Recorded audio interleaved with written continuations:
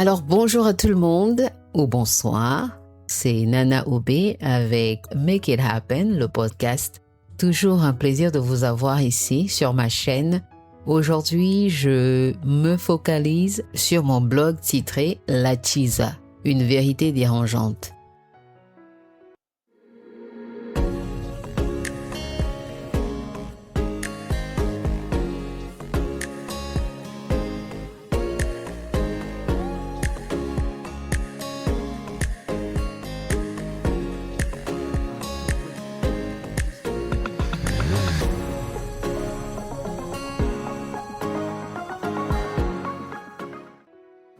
Si vous êtes francophone de l'Afrique, vous savez exactement c'est quoi le mot Chiza.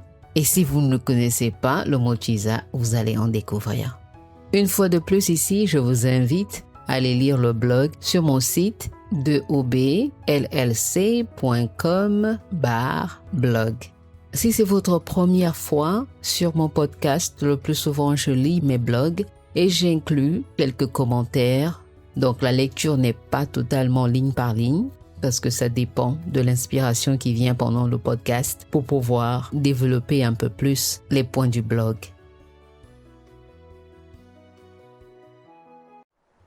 Des histoires de femmes, des récits d'exil, des blessures silencieuses, des mots pour guérir. Écoutez Make It Happen, le podcast avec Nana Obé.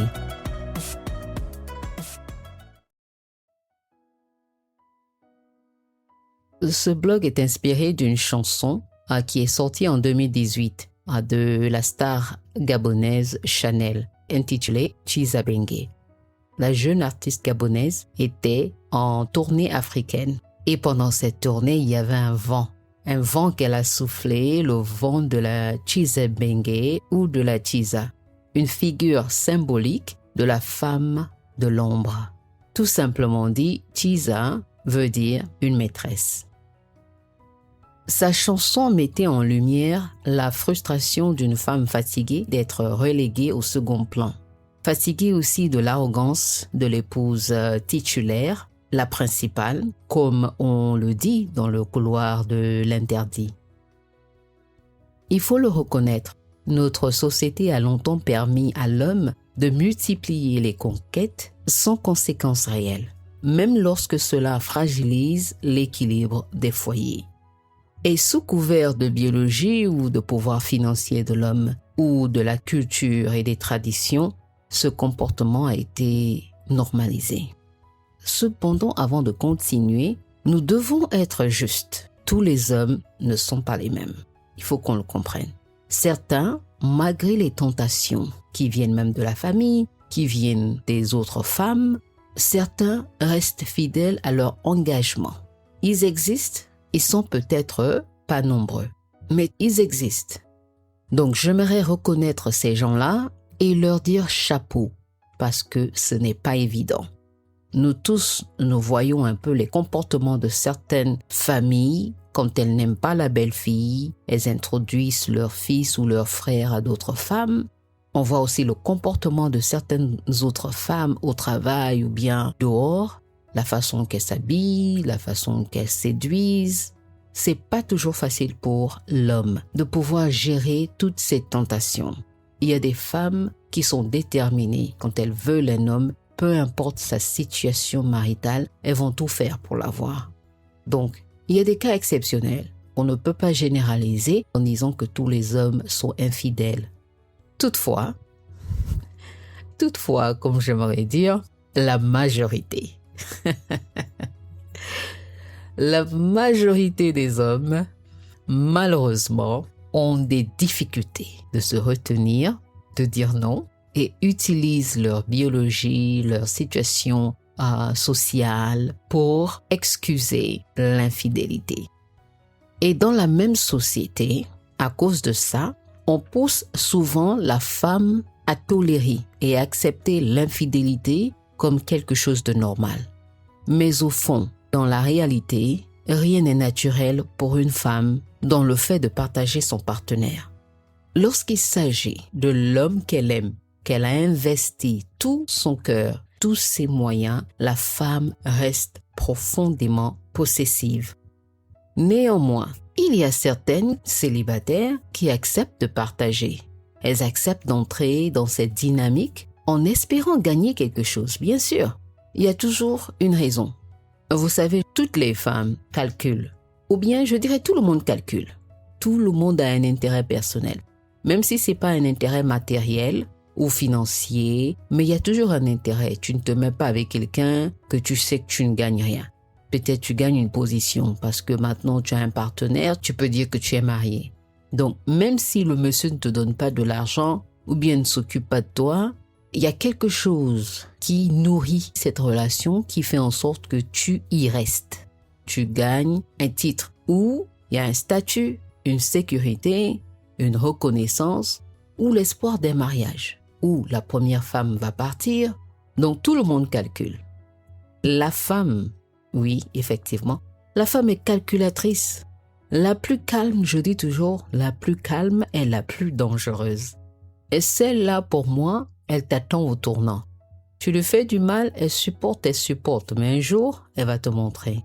Si elle veut de toi, tu la refuses, mais elle t'attend au tournant. Tout le monde calcule tout le monde. La femme peut être aussi dangereuse ou plus dangereuse que l'homme. Qu'elle soit en Afrique, en Europe ou en Amérique, il n'y a pas de différence. Elles endurent. Elle va accepter d'être la deuxième femme ou la troisième femme. L'argent et le titre de madame attirent beaucoup. Je crois que c'est le désir d'être choisi. Quelqu'un t'a finalement choisi, quelqu'un t'a finalement mis dans une condition où ta communauté va finalement te respecter. Et la peur de la solitude enferme. Personne ne veut être seul. Ça, ce n'est pas seulement pour les femmes, c'est aussi pour les hommes parfois. Mais puisqu'on se concentre sur la Chiza aujourd'hui, on va se focaliser sur elle. Donc, elle a cette peur d'être seule. Et parfois, la soif infuse d'appartenir à quelqu'un pousse à accepter l'inacceptable. On veut être la personne de quelqu'un. Dans ces réalités, une bague devient le symbole de la réussite. Et ça pousse certaines à se réfugier dans des prières, des pratiques mystiques ou encore dans le silence pour avoir cette bague et la conserver. En fait, il y a un phénomène qu'on appelle « tant qu'il ne me quitte pas, je ne bouge pas ». Il est marié, mais il ne me quitte pas, je reste là. Peut-être qu'un jour, il va finalement voir tout ce que je fais pour lui et il va me légaliser. Je ne vais pas rentrer dans les débats philosophiques ou religieux parce que je ne suis pas une experte de ce côté-là. Mais je crois au pouvoir du mariage ou au pouvoir d'un engagement formel. En tant que femme de l'extérieur, tu peux dire que non, tant qu'il ne me quitte pas, il veut que je reste dans le silence, mais il s'occupe de moi, il me donne tout ce que je veux, je reste là. Peut-être qu'un jour, il va finalement voir tout ce que je fais pour lui. Non, il faut être réel. Il y a un pouvoir dans un mariage. Le pouvoir de ces deux personnes unies, que personne dehors ne peut empêcher. Sauf les deux partenaires qui décident peut-être de se séparer eux-mêmes. Mais tant qu'ils sont ensemble, tant que monsieur n'a pas laissé sa femme et sa femme n'a pas laissé son monsieur, même s'ils ne s'entendent pas, même s'ils ont des problèmes, ils sont toujours protégés par cette couverture divine. Donc, toi la femme venant du dehors, pensant que tu vas changer quelque chose, qu'il va quitter sa femme demain, s'il n'y a rien qui le dérange, il ne quittera pas sa femme. Et s'il quitte sa femme, ce sera peut-être pas à cause de toi. Et si tu fouilles bien, il a peut-être une autre Chiza à gauche, à droite. Comme la chanson le dit, nous sommes beaucoup qui mangent dans la même assiette. Tout ça, il faut prendre ça en conscience, que quand tu rentres dans une relation qui est déjà occupée, il faut connaître ta place. Tu as accepté cette relation, il ne faut pas chercher à briser la relation de l'autre. Tu prends ce que tu as à prendre et tu bouges. Si ça te convient, tu restes dans l'ombre. Si ça ne te convient pas, tu bouges. Mais tu n'as pas le droit, tu n'as même pas ce pouvoir-là d'aller détruire. Parce que si tu arrives à détruire, de toute façon, il y a beaucoup de femmes qui le font. Si tu arrives à détruire, ou même s'il te choisit demain, ça ne veut pas dire que ton cas sera isolé.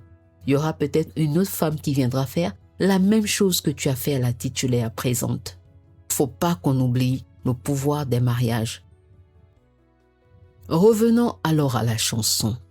Le succès de cette chanson repose sur une confusion que je pense qu'on doit un peu corriger. Toutes les femmes mariées n'ont pas toujours été des Chisa, parce qu'elles le mentionnent dans la chanson. Et il faut respecter beaucoup de femmes mariées. Mais un autre point, toutes les femmes qui fréquentent des hommes mariés ne sont pas des Chisa. Oui, une Chisa accepte d'être une Chisa. Elle veut être dans cette situation. La nuance est importante parce qu'une femme peut aussi vouloir jouer avec ton mari. Elle n'est pas là pour une relation longue et permanente. Elle profite de ce qu'elle a à profiter et elle bouge ou elle ne s'en occupe même pas. Elle ne fait pas de plan avec ton mari. C'est une distraction peut-être pour elle, mais elle n'est pas Chisa. Moi, je vois cette différence. Une Chisa, c'est une femme qui accepte d'être une deuxième, une maîtresse. Mais celle qui vient, elle passe 1 ou 2 nuits avec ton mari, she's just playing, elle s'amuse. Elle ne cherche pas à être là à long terme. La Chisa, dans sa forme la plus connue, est celle qui veut sortir de l'ombre à tout prix. Elle aspire à être reconnue, légitimée, officialisée. Elle ne cherche plus seulement l'homme, elle veut aussi maintenant ce statut. À un moment donné, cette Chisa ou cette dame qui a accepté de commencer une relation avec un homme occupé, à un moment donné, elle veut maintenant le mariage ou le mariage même à la coutume comme validation, comme justification et aussi comme victoire. Et ça, c'est tout simplement parce que c'est comme ça que l'être humain est fait. L'être humain, biologiquement, naturellement, cherche une intimité, cherche une appartenance, cherche à être accompagné de quelqu'un. Nous ne sommes pas une île. Celle qui décide d'être seule ou celle qui décide parfois de s'amuser, c'est parce que c'est juste temporaire. Le jour qu'elle va trouver la personne qu'elle veut vraiment, elle va quitter ce monsieur qui est marié. Elle va partir. Ça, ce sont des femmes qui ont la tête sur les épaules. Il y a les femmes qui ont la tête sur les épaules, mais elles peuvent faire des erreurs. Elles glissent ici et là. Ça ne fait pas d'elles des mauvaises femmes, c'est juste que tout le monde est faible. Vous voyez un bel homme qui répond à tous vos critères, qui est là devant vous, c'est un peu comme vous montrez un os à un chien, je ne sais pas combien de temps ce chien va résister l'os. Donc, si elle voit un os mielleux qui continue à la poursuivre, elle a besoin de beaucoup de force pour dire non, vous voyez. Donc, la tentation est là aussi pour la femme, c'est pas seulement l'homme. Les hommes mariés peuvent être comme des chiens assoiffés, comme des aimants. Ils ne te laissent pas, ils sont derrière toi. À beau leur dire non, non, non, non, non. Oh non. Quand ils sont focalisés sur toi, c'est difficile. Et surtout quand ils ont l'argent et le pouvoir. Alors là, vraiment, je ne sais pas comment tu peux te battre. Il y a tout ça là qu'il faut considérer. Et dans cette quête, quand la Chisa veut maintenant avoir une position ou une meilleure condition, elle est prête à tout. Certaines deviennent destructrices. Elles vont détruire même leur propre relation et pour les autres. Parce qu'elles deviennent tellement négatives que même la relation qu'elle a, le monsieur ne peut plus supporter. Et elle détruit cette relation-là, mais elle ne va pas laisser aussi, elle va chercher aussi à détruire la relation du monsieur. En bon lingala, elles deviennent un peu les agents Moulili, donc les ndoki de la société, quoi. Elles deviennent tellement amères qu'il faut les fuir. Il y a beaucoup de femmes qu'on prête beaucoup attention et on les appelle les Chisa, mais elles sont seulement les gold diggers.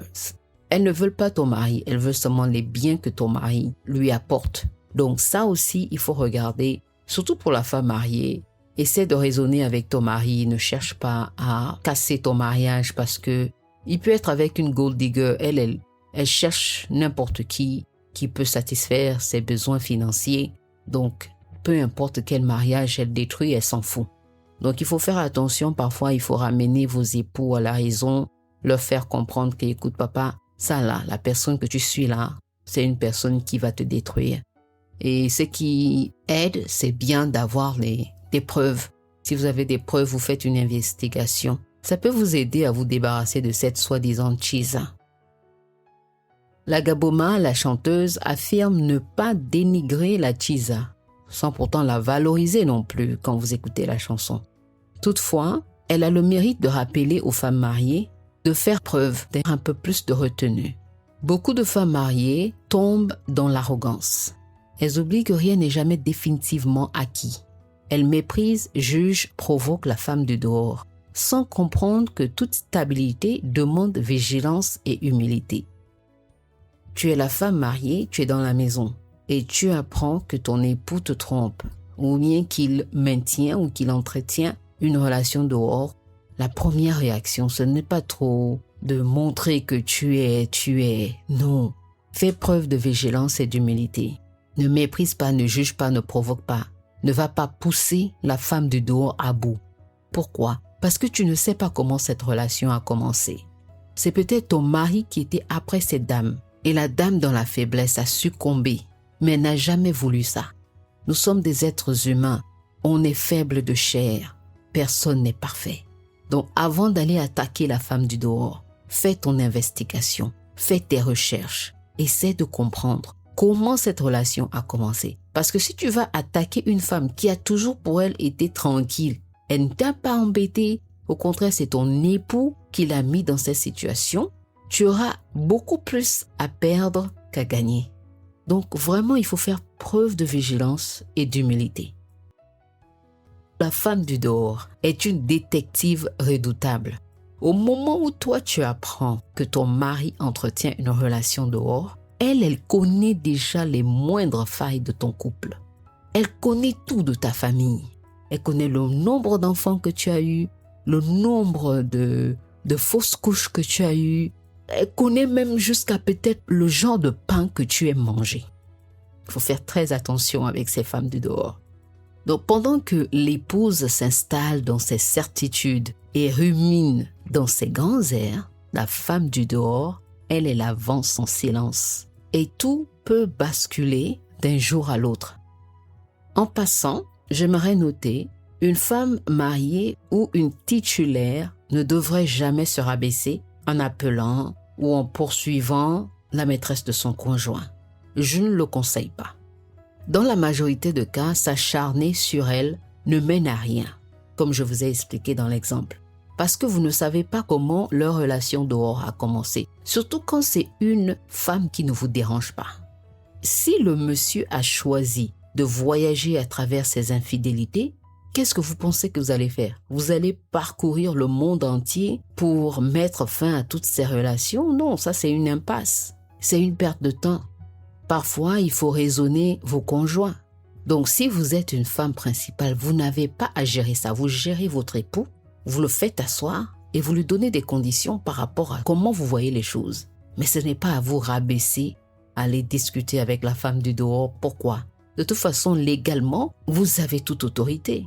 Si vous voulez l'attaquer, vous le faites légalement. Vous n'avez pas à aller vous rabaisser devant elle. Parce que là, vous donnez le pouvoir à la femme du dehors ou à la Chiza de rentrer maintenant dans votre foyer en profondeur. Donc, il faut encore une fois de plus faire attention.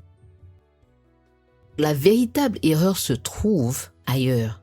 Ce n'est pas à la maîtresse que l'épouse doit s'attaquer, mais plutôt à son homme. Gérez ça avec votre époux. Mettez les conditions avec votre époux parce que c'est lui qui a choisi cette situation. C'est lui qui a fait le choix de trahir les vœux du mariage. C'est à lui de respecter leur foyer. La femme du dehors n'a aucun engagement envers votre mariage. Maintenant, toutes les femmes du dehors ne sont pas comme la jeune chanteuse le décrit. Je ne fais que le répéter. Et c'est ce qu'il faut distinguer.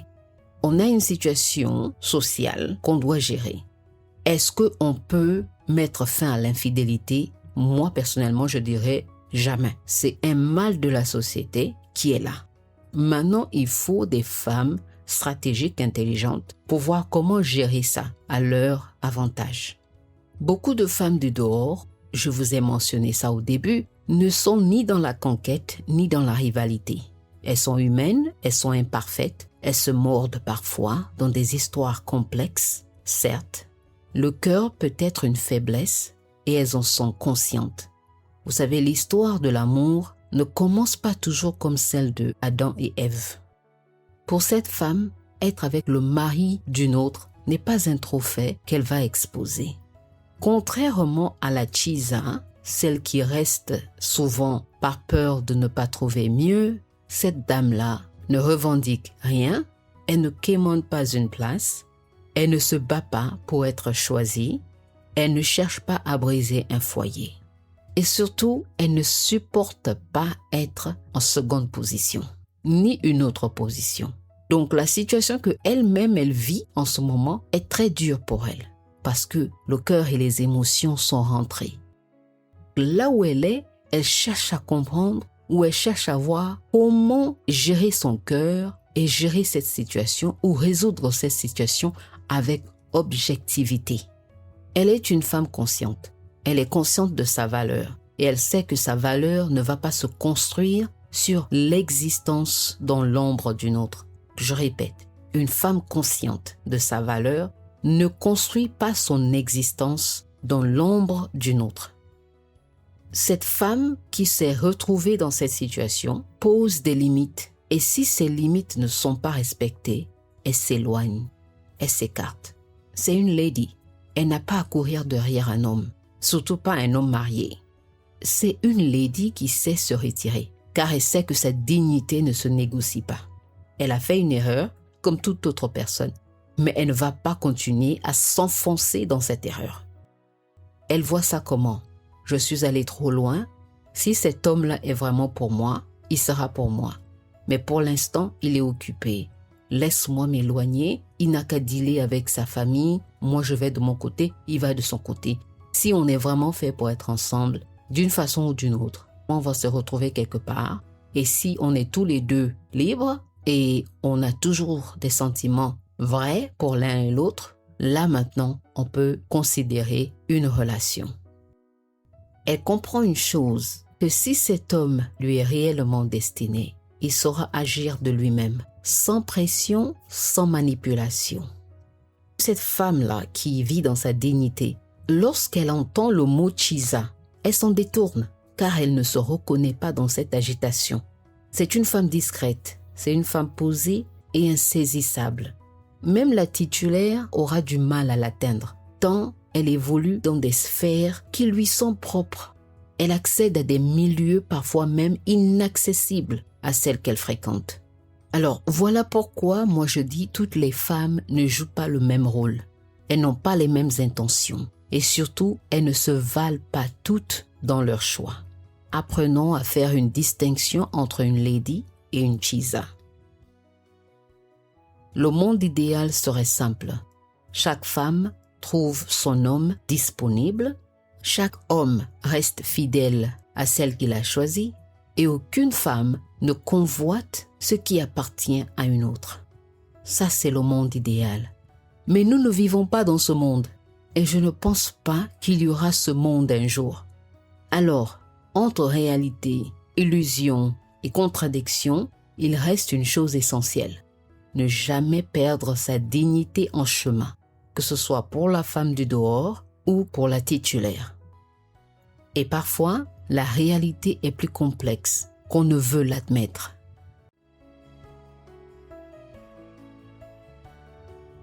Donc, ça, c'était un sujet assez lourd qui va pousser à un autre débat. Sachez que ça, ce n'est qu'une version au débat. C'est pas une vérité absolue. Mais ça pousse quand même à revoir certaines choses. Vraiment, merci d'avoir suivi. J'attends vos commentaires. Passez une bonne journée. Des histoires de femmes, des récits d'exil, des blessures silencieuses, des mots pour guérir. Écoutez Make It Happen, le podcast avec Nana Obey.